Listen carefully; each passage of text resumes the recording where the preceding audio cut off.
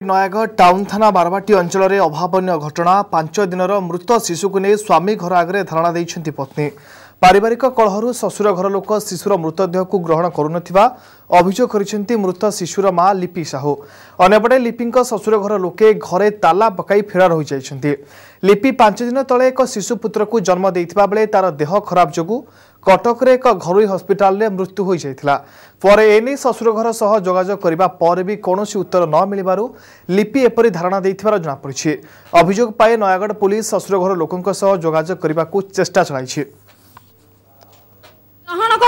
चाहना से पचारे जना पड़े मत पचारे मुझे मो छुआटा को धरिकी मो द्वार बही आउ का द्वार बसबी कि न कले निजे पति के जी आम कौन देखो से आज्ञा धरिकी बस आम चाहूँ तो हिंदू धर्म छोट शवटे पड़े किसी खाई हेनी तेणु भावुँ केमी पुलिस मध्यम समाधान हो जाऊ। ससुर को आम खबर करूँ सी तुरंत आसी शव सत्कार करेंगे और ता परवर्ती समय कौन फैमिली डिस्प्यूट अच्छी से गुराक आम समाधान करने चेष्टा करूँ कि आईन अनुसार कार्यानुष्ठान ग्रहण करें।